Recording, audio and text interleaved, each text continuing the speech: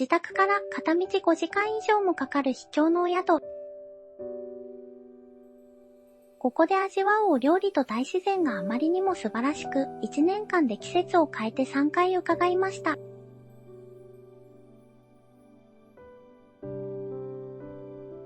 山奥にあるにもかかわらず、なかなか予約が取れない名旅館。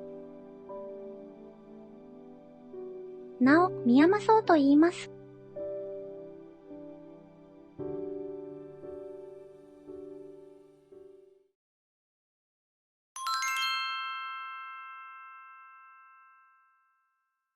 こんにちは、ぴょんです。4月上旬のとある日、春爛漫の京都に参りました。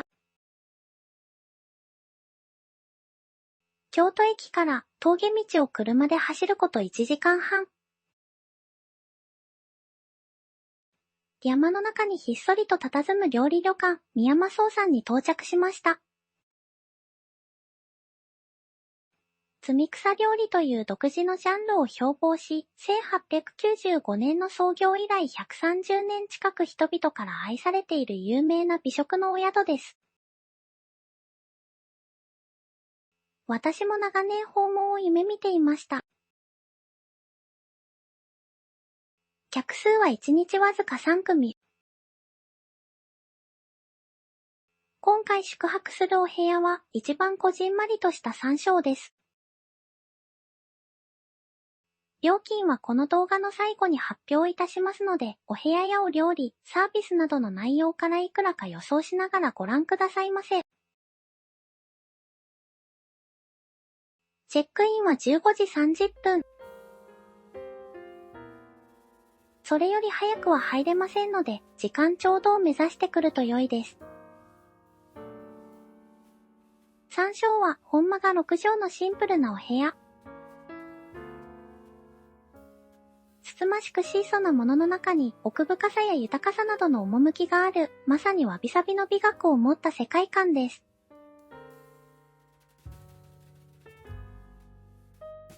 川のせせらぎに心が洗濯されていくような癒しの時間をいただきました。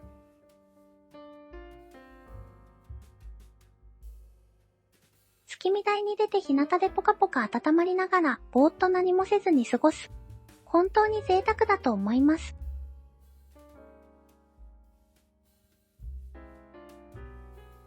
到着してすぐ、この地域で昔から親しまれているあけびの葉やつるで作られたお茶が運ばれてきました。こちらはお菓子で焼いたよもぎ餅です。お菓子を食べ終わった頃に、今度はオスが来ました。室内の装飾を極限まで削ぎ落とすことによって、自然の豊かさがより際立っています。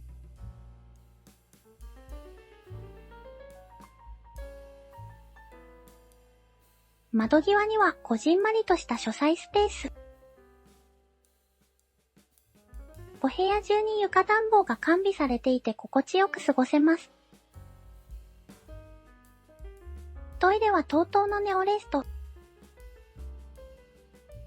窓があるため明るいです。反対側には洗面所。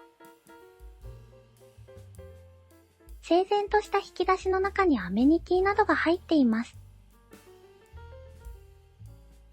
アメニティは何があるのか、一つ一つご紹介してまいりましょう。歯ブラシ、櫛、カミソリ、シェービングフォーム、お裁縫セット、コットン、綿棒、ヘアバンド。それぞれのお宿に何のアメニティが置かれているか、荷造りをする前に必ず調べるようにしています。クローゼットの中にはビニール袋が2枚と浴衣と羽織、仮紐と帯、旅靴下、コカロンが用意されていました。浴衣も含め1人につき1つずつです。お部屋の入り口を見てみましょう。なんとも趣のある一輪の大松行きそう。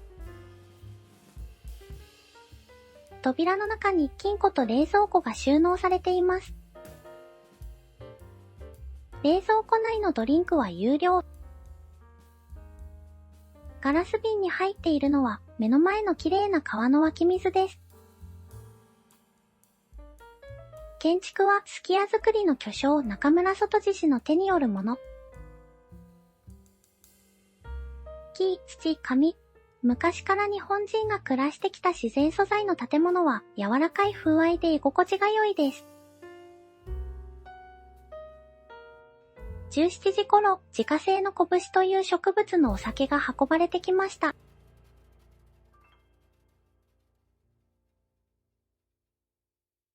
18時30分、夕食のお時間になりました。お食事は朝晩ともに母屋でいただきます。修験道の聖地であった大悲山武成寺。その宿坊として1895年に開かれたのが宮間荘の原点です。お食事処は個室に案内されました。どこかきらびやかさも感じる書院造りのお部屋で、宿泊している別棟のお部屋とは建築様式や雰囲気が異なります。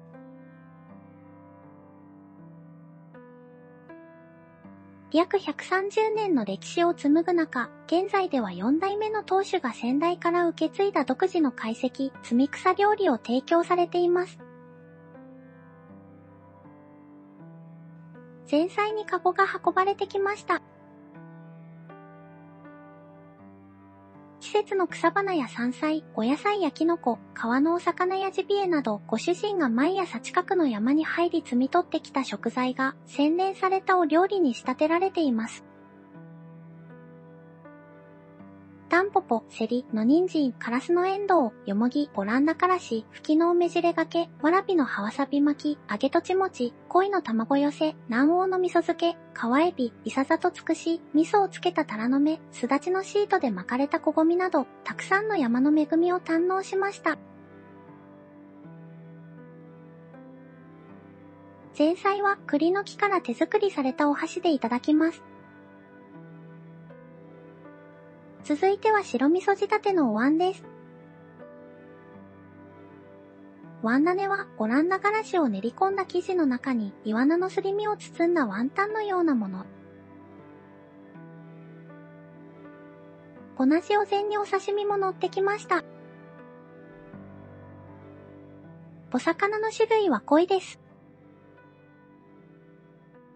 全く臭みがなくクリアな味わいでした。お次のお料理は泥がキーワード。ゆっくりと火を通すために泥で作った釜で食材を包んで蒸しています。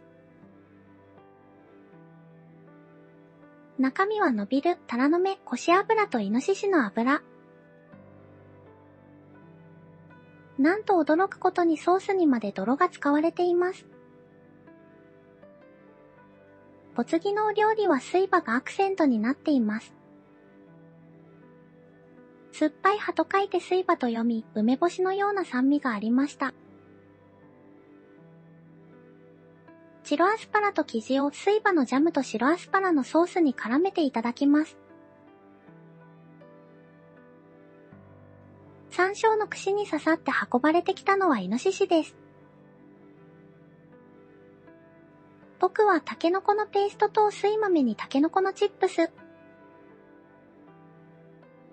このイノシシは柑橘を食べて育っているそうで、臭みは一切なく優しい風味でした。続いてはおしのぎです。伸びるの人参、しじみ、松の実の寄せ揚げ。下にはもち米、上からからすみがかかっています。意識的に油を使われている印象を受けました。こちらは煮物椀で若狭の具地と花びらだけ発酵させたうどが入っています。上に乗っているのは文旦で少し甘みがあり不思議なマリアージュでした。こちらは目の前の上桂川で採れたアマゴです。背骨を抜いて餃子ニンニクを入れてあり、頭から尻尾まで美味しくいただけます。添えてあるのは大徳寺納豆で炊いた生姜です。続いてはシンプルにタケノコです。木の芽の香りが春を感じさせてくれます。献立全体を通してお出汁は旨味を前面に感じる味わいが特徴だと思いました。お食事はフキノトウの醤を合わせたとろろご飯。お漬物が自然の酸味で美味しいです。デザートはタンポポのジェラートと日向夏。苦味と甘みの相性が抜群で感激しました。美味しいお料理をごちそうさまでした。お部屋に戻るとお布団が敷いてありました。枕元のあんどんが良い雰囲気を出しています。さて、急いでお風呂に行きましょう。お風呂は貸し切り制で、お部屋ごとに時間が分かれています。おそらくこの日はチェックイン後から夕食の前までに2組、夕食後に1組というタイムテーブルになっていたのかと思いますが、そのお話が回ってきた頃には夕食後しか残っていませんでした。タオルとアメニティは大浴場に揃っています。脱衣所から階段を降りていった先にお風呂場があります。お風呂の木材として最高級品である高山木の大きな湯船。とても良い癒しの香りが漂っています。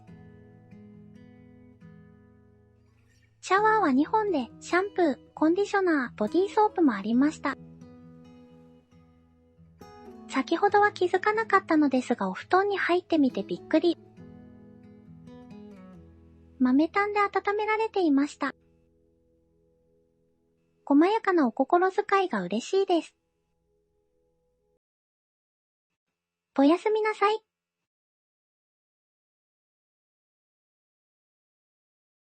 おはようございます。お布団を温めていただいていたおかげで暖房を消しても快適に眠れました。朝のお風呂の営業は6時30分から8時30分。草履がなければどなたかが使用中という暗黙の了解で空いていたら使えるという貸し切り風呂です。昨晩は暗くて景色が見えませんでしたが、やはり明るい時間に川を眺めながらお風呂に入れるのは最高ですね。お湯はこの地の天然水を沸かしています。とても柔らかいお水で水道から出てくるお水も甘いです。大浴場が2つあるうちの大きい方は夜、小さい方が朝となっていました。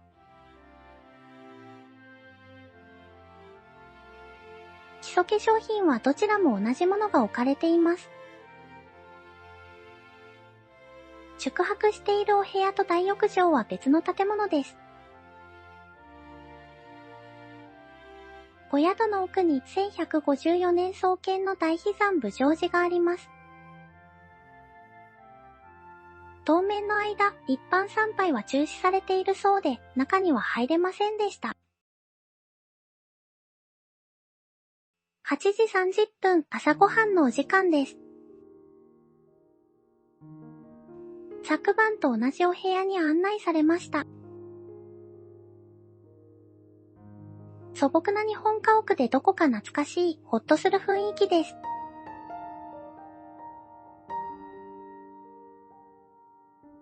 まずはじめに運ばれてきたのは梅湯です。意外にも結構甘みのあるタイプの梅干しでした。次にお膳に乗って3種類のお料理が来ました。春キャベツと干し貝柱。セリと肉厚の椎茸。福井のサバを使ったへしこ。この地はサバ街道沿いに位置しています。サバ街道とは福井県小浜と京都を結ぶ道のこと。若狭湾で水揚げされたサバやマダイなどがこの道を通って京都へ運ばれていました。サバ街道はいくつものルートがあり、この花瀬や鞍馬、木舟を通る道は東のサバ街道と呼ばれ、険しくも最短ルートであることで知られています。清らかな純日本風の朝食で全てが美味しいです。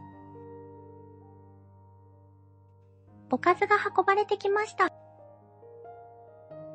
白菜とお揚げ、お出汁が決め手のお料理です。新じゃがいもの煮っころがし。車麩ぶどう、スナップエンドウが入っています。このお料理が特に好きなお味でした。お食事も美味しく、接客も心地よく、ここまで洗練されている旅館はなかなかありません。お部屋に戻ってくるとお布団が片付いていました。日向がポカポカとしてだんだん気温が上がってきています。チェックアウトの前にコーヒーとお菓子が運ばれてきました。チェックアウトの時刻は10時30分。あっという間に時間が過ぎていきました。また次回を楽しみに帰路へ着きます。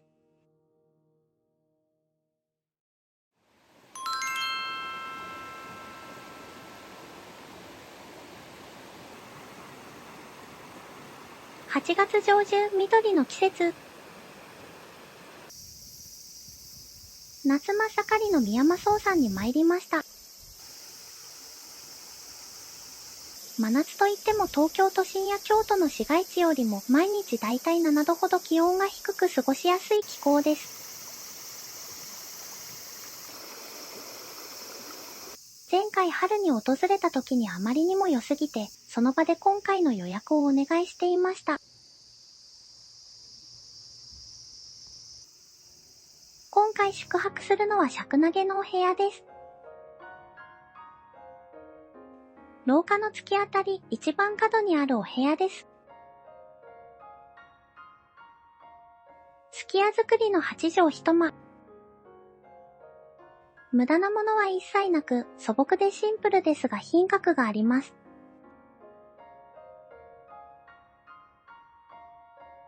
襖の上にある丸い下地窓は桂離宮正意見の写し。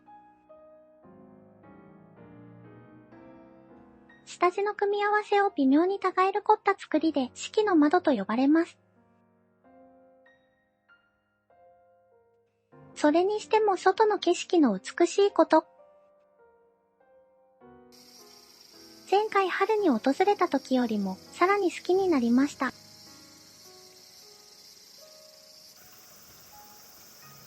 川に流れる水の音とセミの声。おそらく今が1年で一番暑い時期かと思いますが、湿度は高くありませんし、日陰で風が通れば爽やかに感じるくらいです。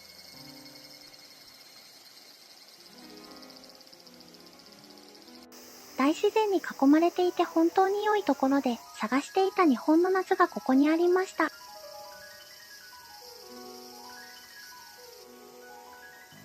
美しくて豊かで心安らぐひとときです。ゆったりした広縁には片側に書斎スペース。もう一方に姿見と浴衣などが置かれているスペースがあります。入り口の方に戻って水屋と洗面所をご案内いたします。冷たいお水と電気ケトル、グラスがお盆に用意されています。冷蔵庫にはビールとリンゴジュース。引き戸の反対側は金庫です。さらに奥へ進んでいくと洗面所があります。さりげない天井近くの窓が素敵。清潔に保たれた空間で、夕食と朝食の間のお布団の上げ下げの時にもピカピカにお掃除をしてくださっていました。トイレは TOTO のネオレストです。チェックインをしてすぐに冷たいあけびのお茶が運ばれてきました。甘味は手作りの水羊羹。弾力のあるプルプルなタイプです。本日はチェックインしてすぐにお風呂のご案内をいただきました。宿泊用のお部屋も浴場も川に面していて横並びになっています。浴場は大小2つあり、チェックイン日が大きい方、チェックアウト日が小さい方です。お部屋ごとに時間を分けて貸し切り風呂として使います。前回は夕食後にお風呂の順番を割り当てられていたため、こちらの大きい浴場の明るい景色は初めてです。窓はその存在がないに等しいくらい透明に磨き上げられていて、まるで露天風呂のように感じられます。入浴している時の目線から景色を眺めると、もはやお風呂と自然が一体化しています。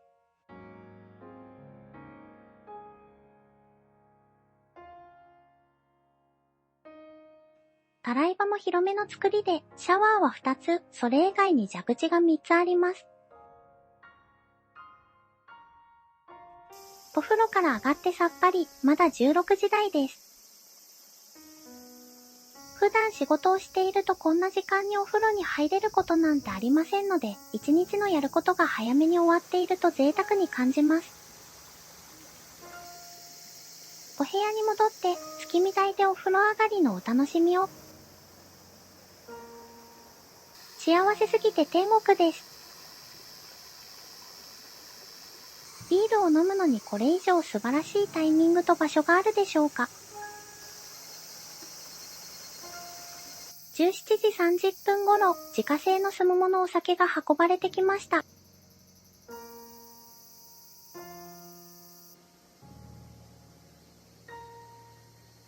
日が陰り日暮らしの声が優勢になってくる頃、ちょうどよく空腹が最大となってきました。お食事の準備が整ったらお迎えの方がお部屋に呼びに来てくださいます。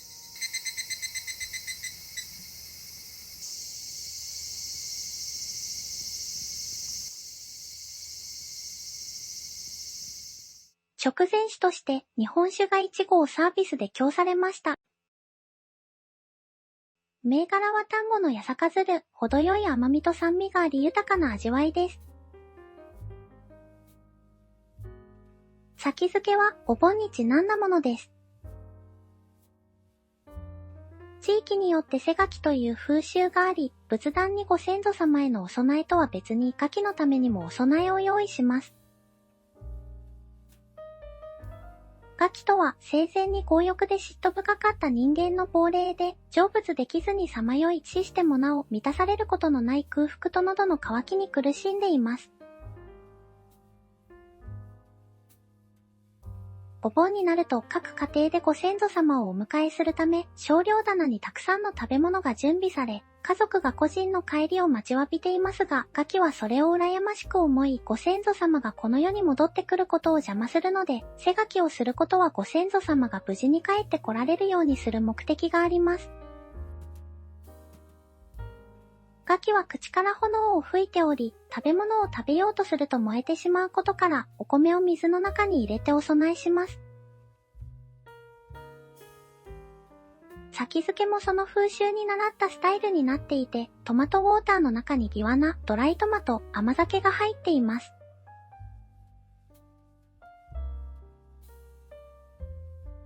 ポワンとお刺身が来ました。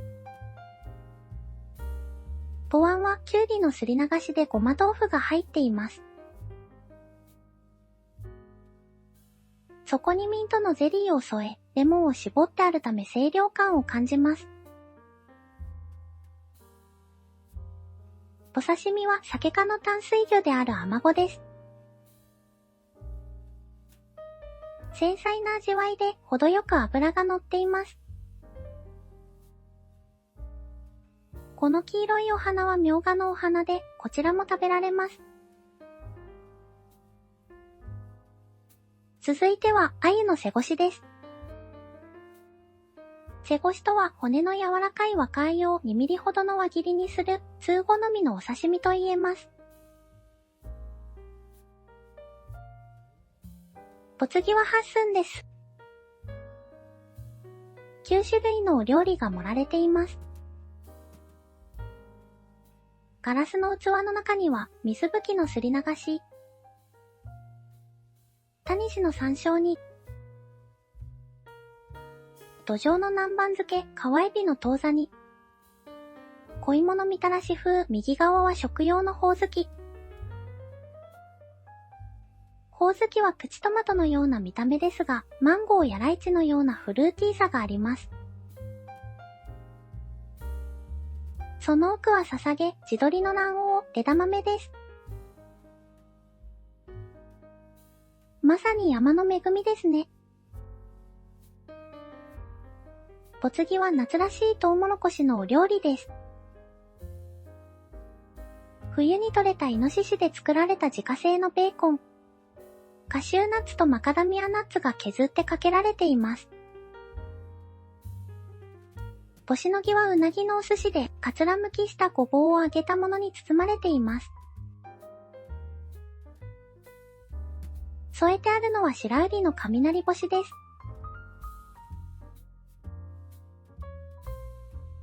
お次は揚げた鯉とモロヘイヤのお椀。炊事に発酵させたみょうがを合わせてあります。上にかかっている黒いものは焦がした梅を粉末状にしたものです。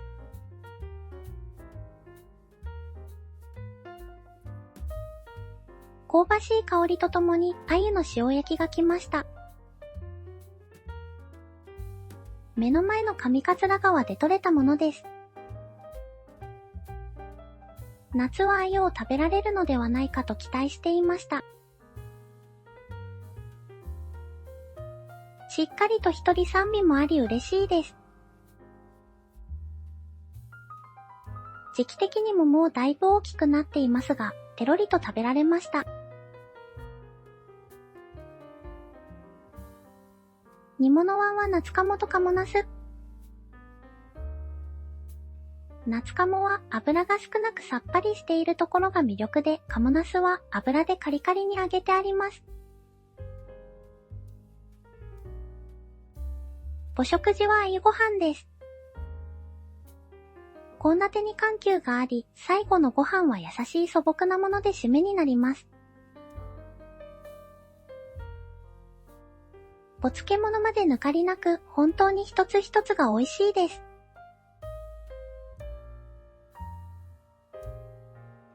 デザートは桑の葉茶のアイスクリームと、近くの農家さんが作られているブルーベリー。ブルーベリーのラムネ、シソのジュレと合わせてあります。ごちそうさまでした。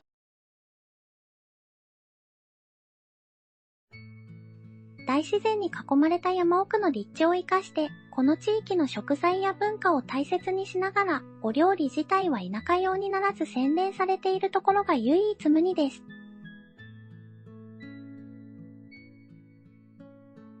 夕食の間に客室ではお布団を敷いてくださっています。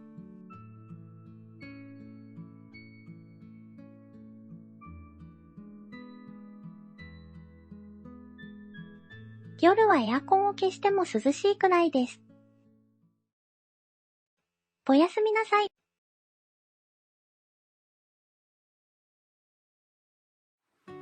おはようございます。もう少し早く起きようと思っていましたが8時まで寝てしまいました。深寝具、特に枕が良くてぐっすり眠れます。川のせせらぎと虫の声が BGM で本能的に癒されているからというのも理由かもしれません。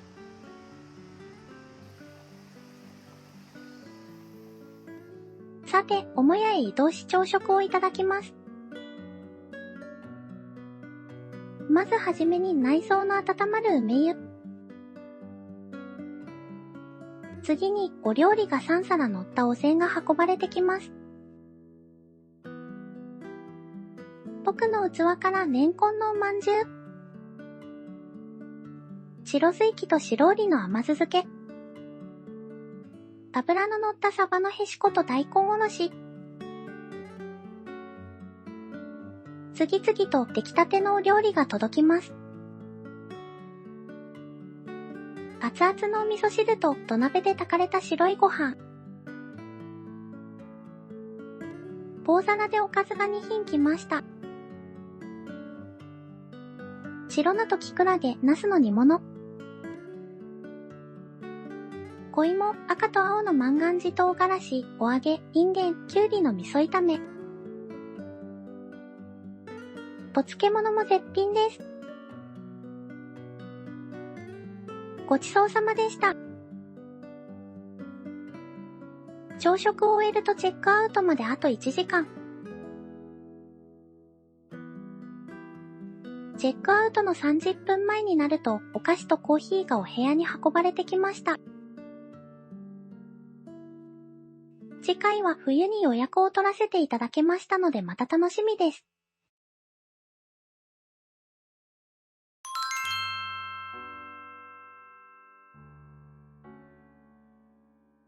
12月の中旬、冬の宮山荘山に参りました。ここ花瀬では街より一足先に雪の季節が始まっています。前回8月に来て以来の訪問です。今回も前回と同じ尺投げのお部屋に宿泊します。あれからまだ4ヶ月しか経っていませんが、季節はガラリと変わりました。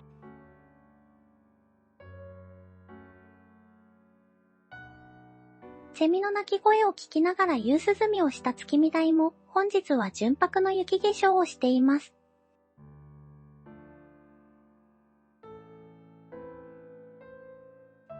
この辺りは大自然に囲まれていて辺りにお店などがなく、心を癒しに旅に来ているものからするとこの上ない立地です。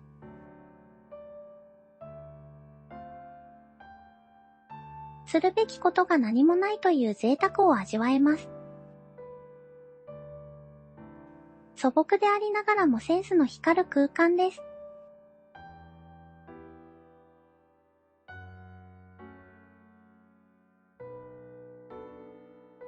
荷物を下ろしてほっと一息つくと、温かいあけびのお茶ととちもちのぜんざいが運ばれてきました。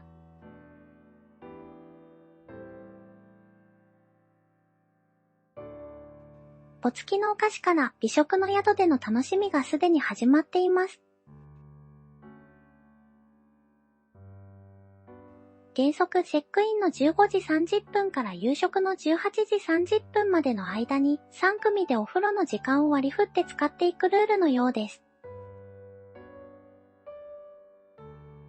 まだ他の2組が到着されていないので一番風呂をさせていただきました。現在の外気温は5度ほどで体が冷えてましたのでお湯が染み入るような感覚でしたが、数分経つと慣れて全身がポカポカ元気になってきました。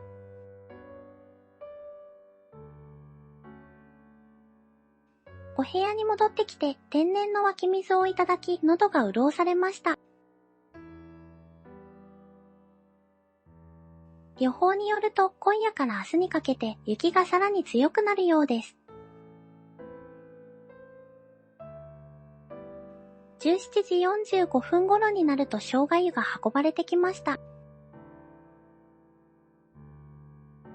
長らく自然の音の中でぼーっとし、生姜湯で体が温まるとだんだんと眠くなってきました。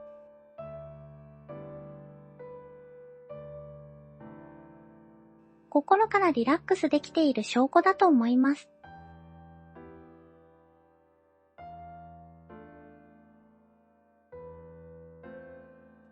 18時30分過ぎ、夕食のご準備が整ったということで、お迎えの方がいらっしゃいました。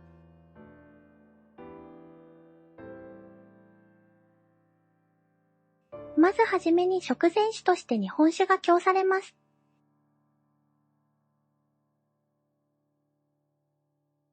熱々のお料理が運ばれてきました。ネギを合わせた生地のお肉と風呂吹き大根が山で採れる石の上に乗っています。ポワンとお刺身が来ました。と箸置きはフォーの花のめしべです。ポワンは白味噌仕立てで、そこに人参を寄せたものが入っています。お刺身はこちらで育てられている新鮮な鯉です。天然の舞茸を器にして、冬の間だけ漁が解禁になる鹿肉が盛られています。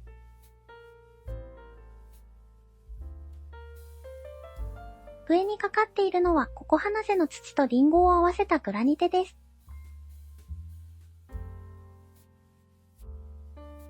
続いてはハッスンです。チヂミとミブナの酒粕和え。うなぎのごぼう巻き、地鶏の卵黄味噌漬け、ムカゴのごま味噌田楽、甘薯のペーストとチップス、カラスミを煮込んだチシャトウ、クワイのカステラ、いろいろなキノコとゆらがわのマス。葉の下にとちもちこんにゃくが隠れています。続いてはしし肉と赤かぶの塩釜焼き。かぶの葉と大徳寺納豆のソースがかかっています。上に乗っているのはカリカリに焼いた油。綺麗なピンクのパウダーも赤かぶの天然の色味です。お次はおしのぎでかぶのおかゆです。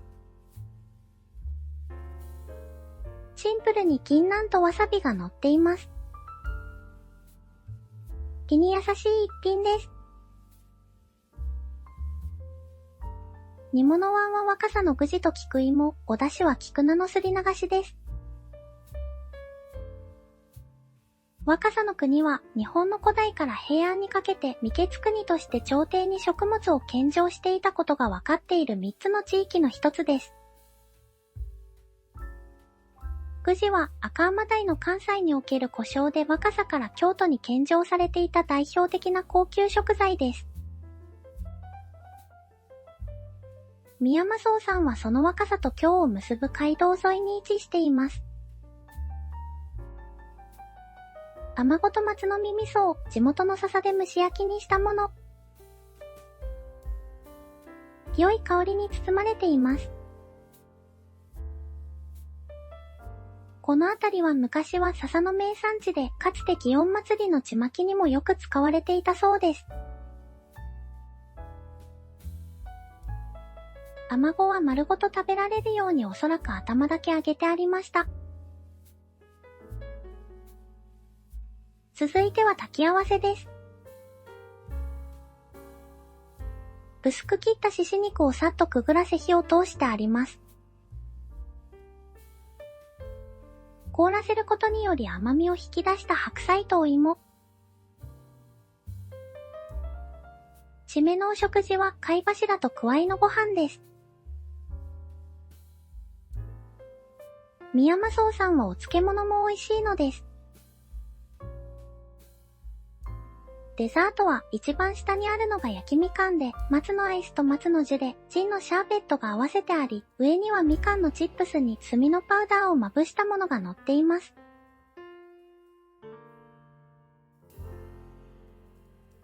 ごちそうさまでした。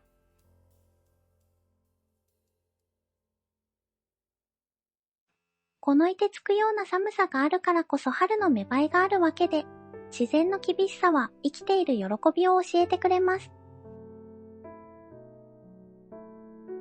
お宿が開かれた130年前に思いを馳せ、今よりも暖房設備が発達していなかった時代の冬の生活は命がけだったのではないかと思いました。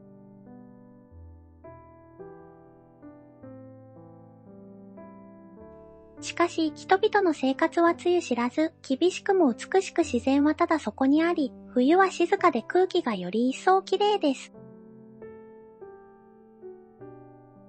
お布団は温めてくださっていますので快適です。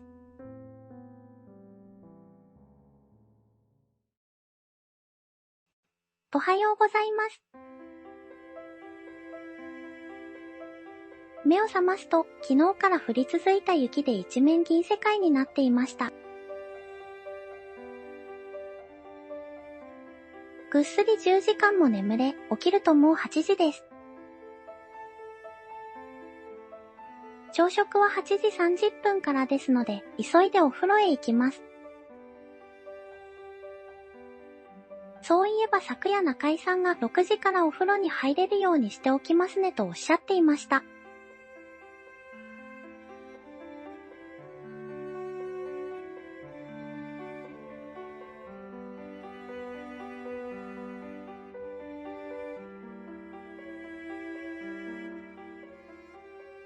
少しの時間でもお湯に浸かると体の温かさが全然違いますね。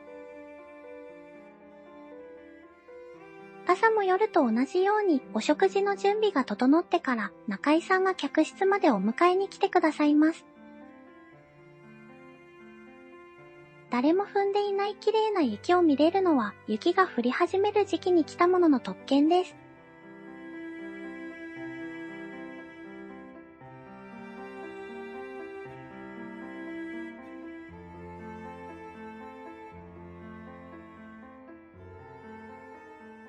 便利な都会から離れると大自然を直に感じられ、その中でいただくお料理は季節の良さが際立ちます。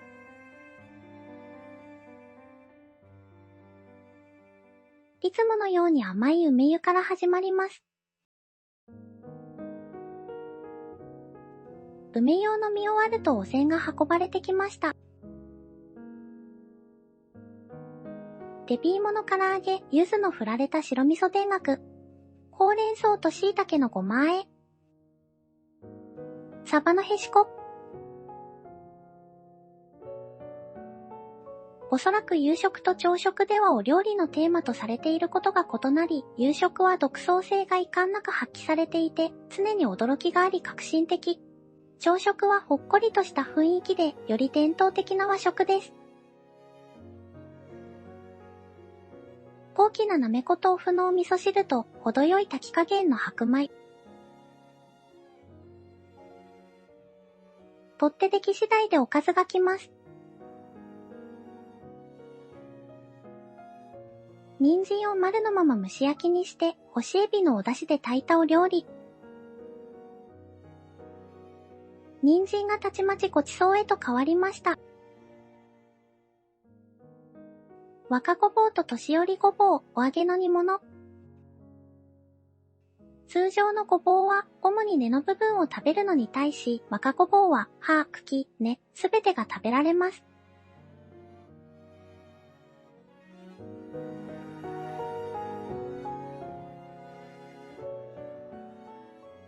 お部屋に戻ってくるとお布団が片付けられていました。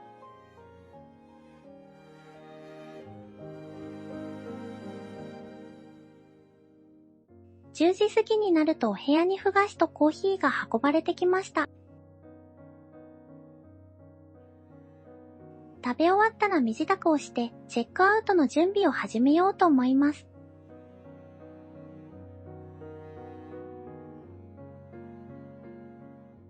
10時30分、ついにチェックアウトのお時間です。今年1年お世話になりました。今度はまた来たことのない月に予約を入れさせていただきたいと思います。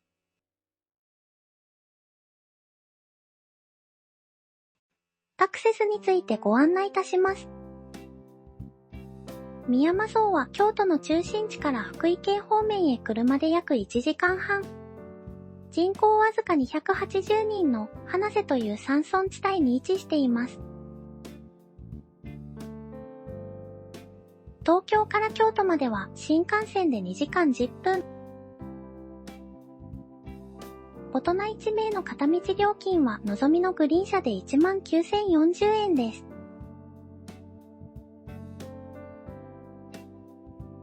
東海道新幹線には3種類の列車があり、停車駅が少なく最も早い特急タイプののぞみ、中規模都市にも止まるひかり、各駅停車タイプのこだま。座席のクラスはランクの高いものから順にグリーン車、普通車指定席、自由席となっています。京都駅からお宿までの移動はレンタカー、タクシー、バスのいずれかで、私たちは毎回京都駅前でレンタカーをしていました。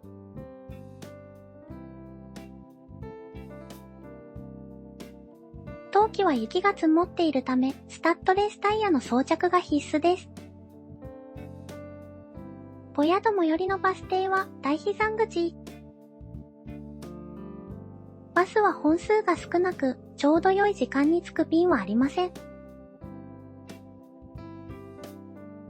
冬季は運休日があったり、そもそも京都駅から1本で行けるバスはなく行き方が複雑ですので、バス利用が候補の場合は、事前に宮間荘公式ホームページでアクセスについてよく調べてからご検討されることをお勧めします。マイカー、レンタカー、タクシーが便利で早いです。この後は料金の発表に参ります。